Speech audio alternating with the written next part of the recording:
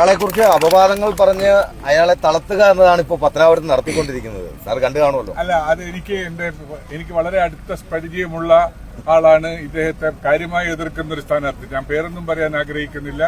അത് അദ്ദേഹത്തിന്റെ തൊഴിലാണ്. ആ തൊഴിലിന്റെ ഭാഗമായിട്ടുള്ള കാര്യങ്ങളാണ്.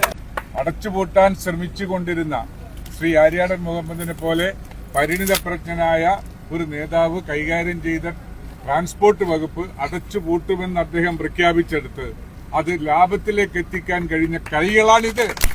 ഈ കൈകൾ വീണ്ടും ഈ രാജ്യത്തെ ആളുകൾക്കുള്ള യാത്രയ്ക്കും അവിടുത്തെ തൊഴിലാളികളുടെ സുരക്ഷിതത്വത്തിനും നിയമസഭയിലേക്ക് എത്തേണ്ടത് അത്യാവശ്യമാണ്.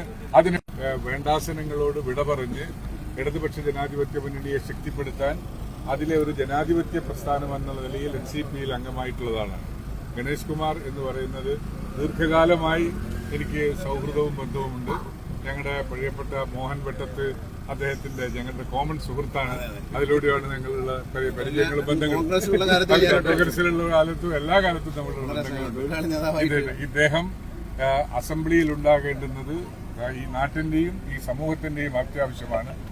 അടച്ചുപൂട്ടാൻ ശ്രമിച്ചുകൊണ്ടിരുന്ന ശ്രീ ആര്യാടൻ മുഹമ്മദിനെ പോലെ പരിണിതപ്രജ്ഞനായ ഒരു നേതാവ് കൈകാര്യം ചെയ്ത ട്രാൻസ്പോർട്ട് വകുപ്പ് അടച്ചുപൂട്ടുമെന്ന് അദ്ദേഹം പ്രഖ്യാപിച്ചെടുത്ത് അത് ലാഭത്തിലേക്ക് എത്തിക്കാൻ കഴിഞ്ഞ കൈകളാണിത്. ഈ കൈകൾ വീണ്ടും ഈ രാജ്യത്തെ ആളുകൾക്കുള്ള യാത്രയ്ക്കും അവിടുത്തെ തൊഴിലാളികളുടെ സുരക്ഷിതത്വത്തിനും നിയമസഭയിലേക്ക് എത്തേണ്ടത് അത്യാവശ്യമാണ്. അതിന് പത്തനാപുരത്തെ ജനങ്ങളോട് വളരെ വിനയത്തിന്റെ ഭാഷയിൽ ഞങ്ങൾ അഭ്യർത്ഥിക്കുന്നു.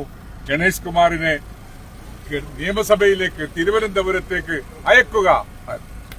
സാറേ, ഒരാളെ കുറിച്ച് അപവാദങ്ങൾ പറഞ്ഞ് അയാളെ തളർത്തുക എന്നതാണ് ഇപ്പോൾ പത്തനാപുരത്ത് നടത്തിക്കൊണ്ടിരിക്കുന്നത്. സാർ കണ്ടു കാണുമല്ലോ. അല്ല, അത് എനിക്ക് വളരെ അടുത്ത പരിചയമുള്ള ആളാണ് ഇദ്ദേഹത്തെ കാര്യമായി എതിർക്കുന്ന ഒരു സ്ഥാനാർത്ഥി. ഞാൻ പേരൊന്നും പറയാൻ ആഗ്രഹിക്കുന്നില്ല.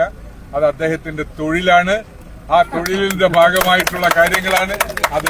അത് പൂർണ്ണമായും ഈ പ്രദേശത്തെ ജനങ്ങൾ തള്ളിക്കളയും. അതിലൊരു സംശയവും ഞങ്ങൾക്ക് ആർക്കുമില്ല.